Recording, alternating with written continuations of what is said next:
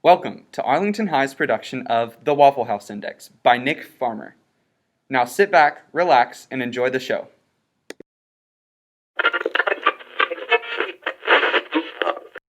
On a day like any other, in a town so small you'd mistake it for a breadcrumb on a map, an extraordinary event was about to occur. The year was 2036, a not-so-distant future from ours, where mankind had progressed to new technological advances and innovative breakthroughs. Or so they would like to think. Really, gas prices have continued to rise and phones are a little more advanced.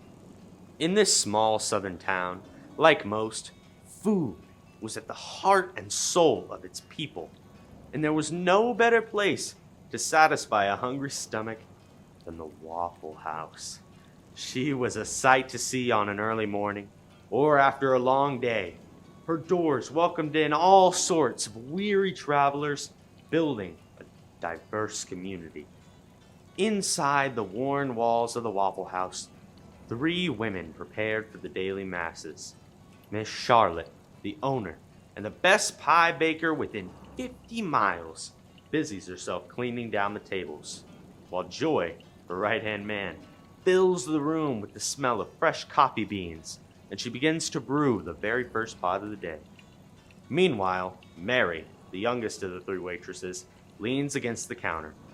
Alice's restaurant echoes in the diner from a small radio on the counter. Mary lets out a sigh. The women begin their day, unaware of the tremendous events yet to come. Why do we have to be the ones working the day before Thanksgiving? Oh, quit your whining, Mary. I'm just saying. Well, I wish you'd shut off that radio. What? This song is a staple of the holiday. It's on NPR every year. I'm sorry, Mary, but it's not really a song. It's more of a pathetic stand-up comedy routine. As the 2 women laugh, the door to the diner swings open. Bill, a regular at the Waffle House, enters and makes his way to his usual table. Hey there, Bill. Hello, Joy, Charlotte, Mary.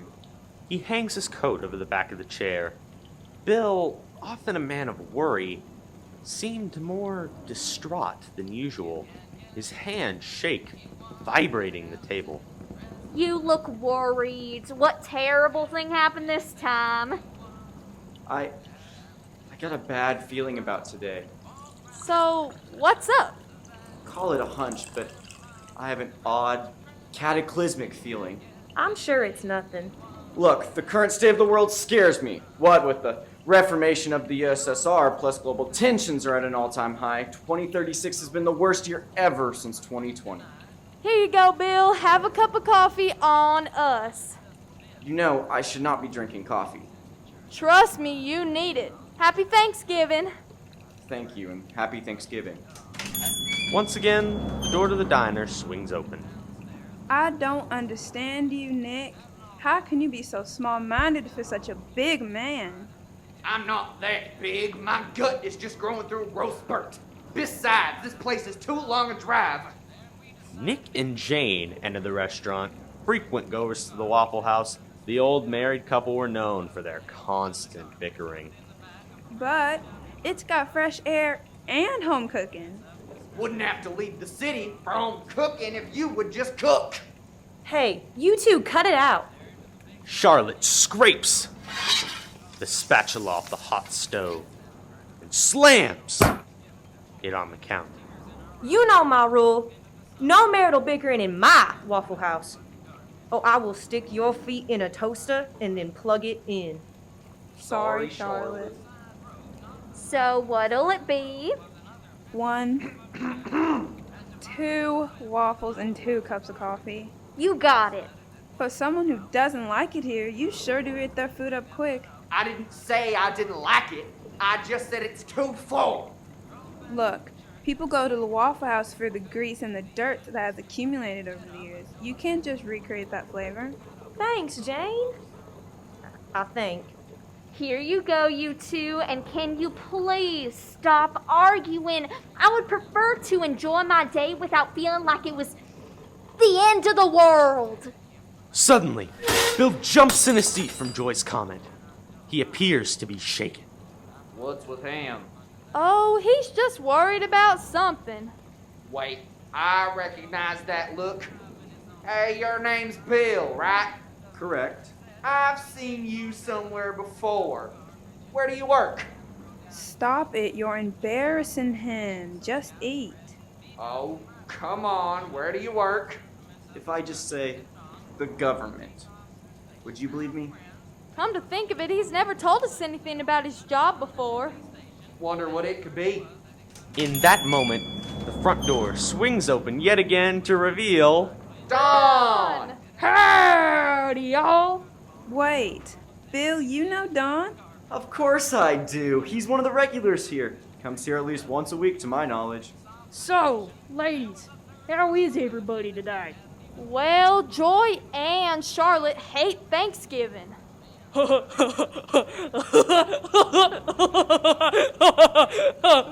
Because it paints a terrible image of Native Americans and celebrates the inevitable imperialism that will destroy us all. Because it's a terrible holiday.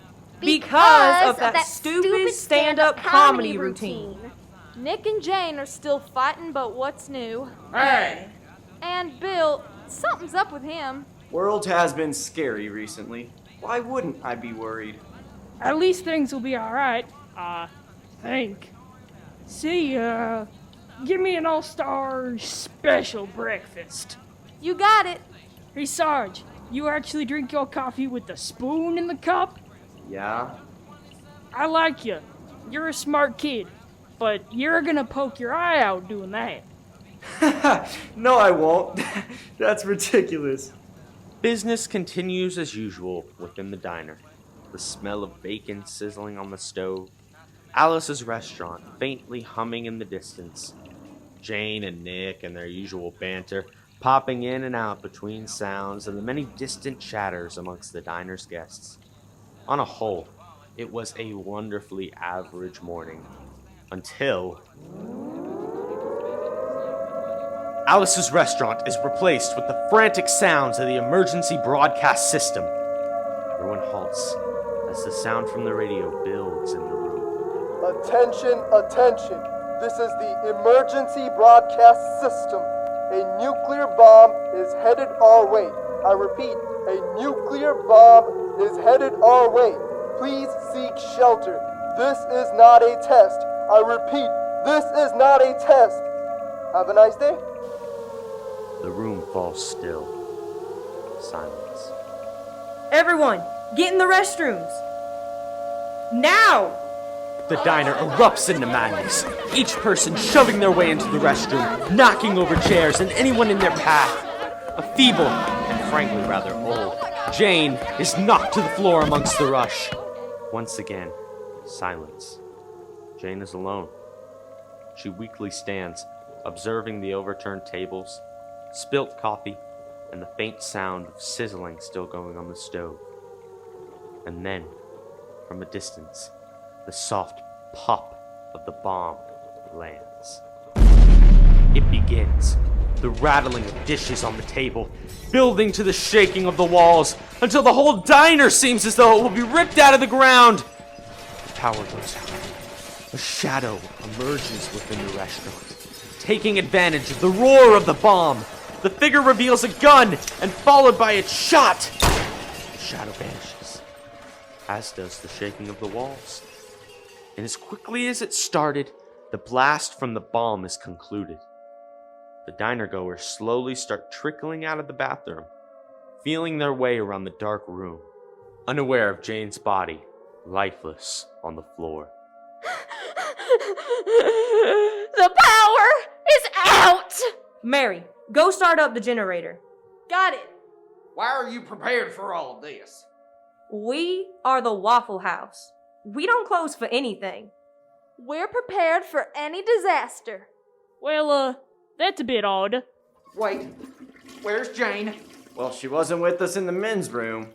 I thought she would be with Nick. She definitely wasn't with us. Mary successfully powers up the generator. Lights are restored to the restaurant, only to reveal Jane on the floor. Oh no! Oh, my God! My wife is dead! I need to take a look at her. She's been shot! The survivors begin to panic. The loud roar of terror circulates the room until Charlotte pulls out a shotgun from under the counter and fires it into the air. All right. So who here is responsible for Jane's death? Everyone turns and looks at Charlotte with their gun. They all, in perfect unison, point at her. Oh, stop looking at me like that. This is the South. We all have guns. In true Southern fashion, everyone removes a hidden gun from their person. It's over. It's over. We're dead. It's all over. Look, I need to get some fresh air. Wait, Dawn, where are you going? Outside? Outside! There is nothing out there but radiation and nuclear soot. You would die if you stayed out there for too long. It's a miracle the Waffle House still stands. Oh yeah, I forget about that. Charlotte goes to the radio and attaches a trucker mic to it. She speaks. This is WH-5587G. We are in code yellow. Repeat, code yellow. Repeat, code yellow. We'll repeat in an hour. What's that for? Remember how I told you that we don't close for anything? Well, the U.S. government has something called the Waffle House Index. We have to report the state of the Waffle House over the radio. We're now in code yellow, meaning that we're using the generator and something called the rations menu from here on out. We were previously on green, and for the love of all things merciful, you want to hope we never get to red. What's red? Well, ladies and gentlemen, we got a murder on our hands, and all of us are suspects. Now, where to begin? He takes a long drag of his coffee, which is still on the counter. While trying to maintain a cool appearance in front of the crowd, Bill forgets about the spoon in the cup and stabs out his eye. Ow! My eye! Mary, take him to the restroom and get him bandaged. Yes, ma'am. I told him. So, I'm now leading the investigation. We got an innocent woman killed with a feuding husband. Whoa, don't look at me. We may have fought over the years, but we loved each other. Oh, who cares? The workers are gonna rise. Humanity is doomed. Life is meaningless now.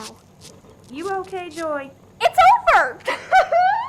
The American Empire has been officially blown off the map. It's the end of the world. What's the point of going on?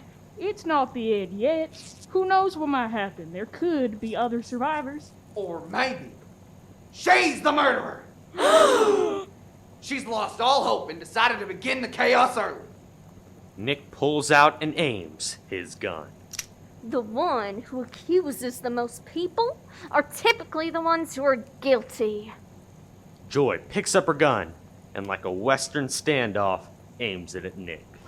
Oh, yeah? Well, you're probably the one who... Oh, shut up! Both of you. We have no good evidence. Dawn and Charlotte aim their guns at Nick and Joy, respectively. All four stand with guns raised and ready to shoot at one another. Bill, now with an eye patch made of Waffle House napkins and duct tape, enters the room with Mary. Okay, Charlotte, I think he's gonna be... Wait, what happened? All right, everyone. Lower your guns on the count of 3. 1, 2, 3. Everyone lowers their weapons slowly and then holsters them. I think we should just dispose of the body before we fully begin the investigation. Nick, do you care to say a few words? Jane, you drove me absolute mental. You were one of the most aggravating people I ever met. And there wasn't a day that went by where I didn't hate your guts. In short, I loved you.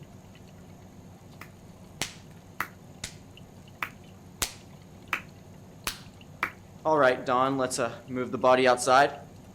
You think the radiation might reanimate her? I hope not. Zombies are overdone. All right. Now, no one gets to eat until we figure out who did it. Charlotte, that'll never work. They know they'll probably be killed if they confess, so they'll just starve with everyone and then we'll all die a horrible, miserable, painful, hungry death. There's our bundle of joy. Just goes to show you never name your kids after a virtue. They always end up the opposite. Honesty, lies. Faith, an atheist. Chastity, not chaste. I could go on. May I remind you that there is a murderer among us? There's a very simple solution to this problem. And that is...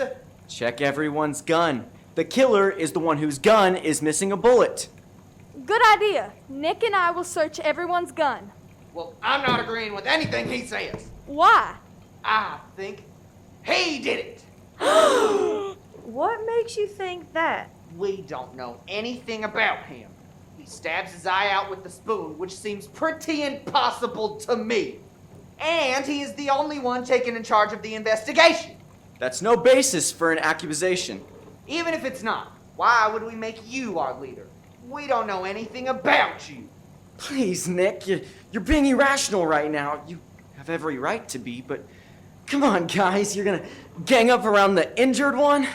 No, he seems to be talking sense. Yeah, let's see what secrets he knows. Guys. Everyone grabs Bill. They gag him with napkins and tie him to a chair. What the heck, guys? This is uncalled for. Can it? Nick, Mary, search all the guns. I don't want to do anything Bill suggested.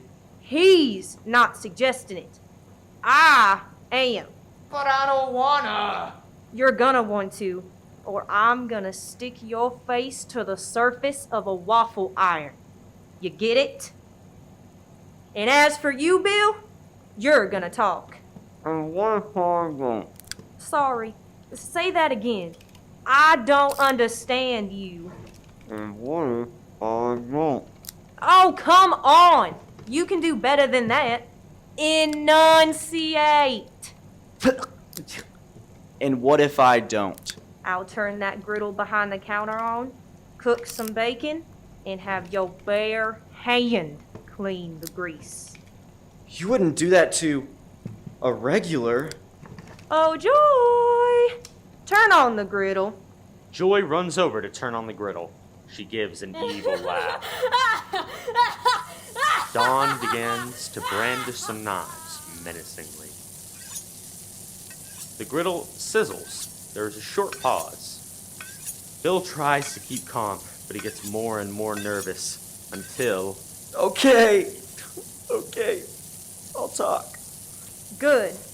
She snaps her fingers and Joy turns off the griddle. Joy is saddened by this, Oh. and she returns to checking the guns. Now, you said you had a bad feeling about today. Did you know about the bomb? I'm telling you now, you will not believe me. We'll see about that one, Sarge. I do the talking, Dawn. Sorry. Continue. Yes, I knew about the nuclear strike. See? He's a commie. I knew it. Quiet, Dawn. He knew about the bomb, so he had to be... I work for the FBI.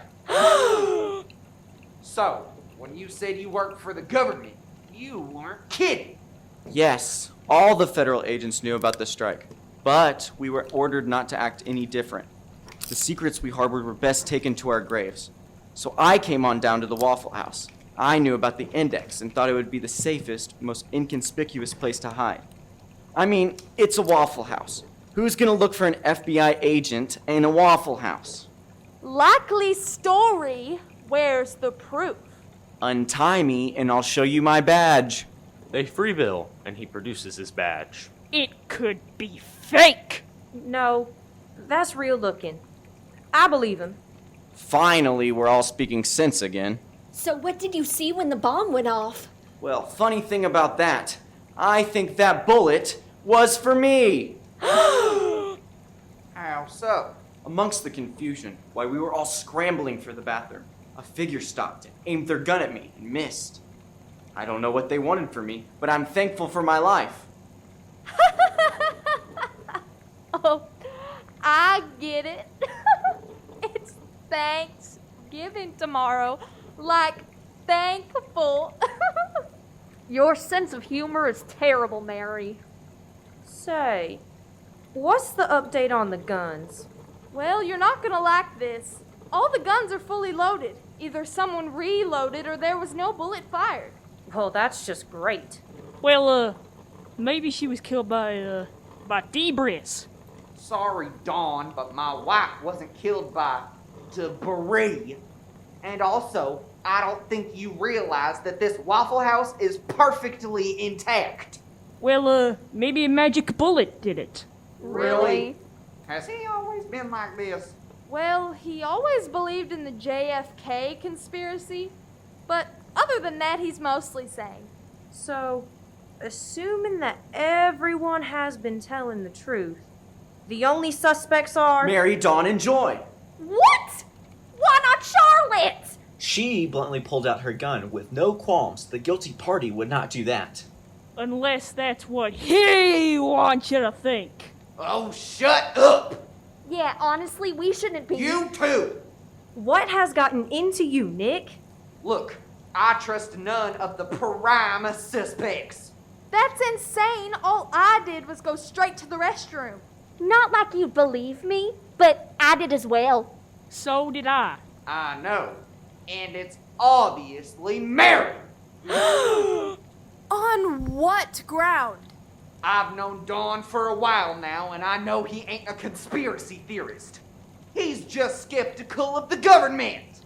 Yeah! I'm with him. After all I have done for you people. Oh, shut up! All of you! The real culprit has to be Joy. What? Your breakdown was so out of character. You have to be covering up for something. Oh, it could easily be you. You clearly have no qualms with hurting people. You psychopath!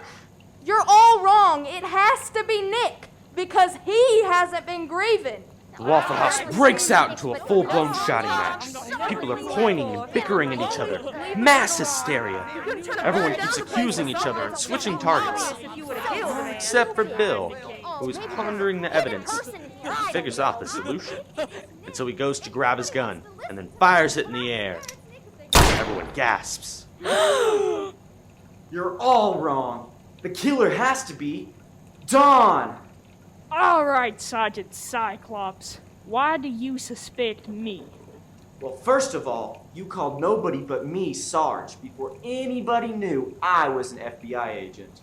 Could just be a nickname for you and you alone. Good point. I thought about that too. Until I saw him grab a knife and he knew how to brandish it. I hunt. Maybe so, but no hunter would be able to know how to brandish that against another man. Let alone knew that the nuclear strike came from Russia. After all, you did call me a commie. But how did you know where the bomb came from if no one told you where it was from? I thought that too, but I just didn't say it. I have one last thing that'll prove his guilt. Dawn, empty your pockets. No. You better do it or I'll serve your brains scattered, smothered, covered, chunked, topped, and diced. Fine. But, I don't see what it'll prove. He empties his pockets to reveal some pocket change, earbuds, and 2 pills, both of the same color. Charlotte, what do the pills say on them? K-I and A-S. Potassium iodide and arsenic. One is a suicide pill for most undercover agents. Okay, that's the arsenic, but what's all the potassium iodide for? Potassium iodide can help the body recover after sustaining radiation poisoning. And this is what had me suspecting him from the very beginning. Who was trying to leave the Waffle House when the bomb dropped? Dawn! Of course he knew about the radiation outside. He isn't an idiot. But he did know he could safely leave. So, Dawn, what do you have to say for yourself? Don looks around the room, and with a sigh, he reaches behind his head. As he does so, he removes his wig and tears away his facial prosthetics. Don's whole character and stance begin to change to unveil his true identity. Yes, I did it. My name is Dmitry Kuznetsov. I work for the domestic office of Nardoville, or DON. For years I had been staking out this territory looking for an agent who would have vital information on him for me to send back to the Kremlin. But amongst the chaos of the bomb, I missed. I would have gotten away with it if I just killed the agent and took his stuff. All right, Dawn. Any last requests? Well, I have two things to say. One, Mother Russia will always live on. And two, catch me if you can, suckers. Haha, до свидания. He snatches the pill out of Charlotte's open hand and dashes out the door. Bill aims and shoots his gun, but unfortunately, with only one eye, misses. I miss having depth perception. Don't worry, at least he's out of our hair. Well, he might not have gotten away. What do you mean? He's gone and he has the potassium iodide, so he'll survive. He didn't take the potassium iodide. He took the arsenic pills. This is WH-5587G. We are still in code yellow, but all is well. Repeat, we are still in code yellow, but all is well. Thank you, Bill. Is there anything we can do to pay you back? Well, another cup of coffee would be nice. You got it. Bill, I'm sorry for accusing you. Nick, don't worry about it. It's all in a day's work. Here's your coffee. Thank you. Mary hands over the coffee. Joy and Mary then tinker with the radio. Oh, hey! We found a radio station that's still working. Alice's Restaurant. Ugh. Happy Thanksgiving, everybody. Bill raises his coffee in celebration and brings it down to drink. Once again, he forgets about the spoon and unfortunately stabs out his other eye. Ow! My other eye! Everyone in the diner laughs, including Bill, as Alice's Restaurant swells in the room.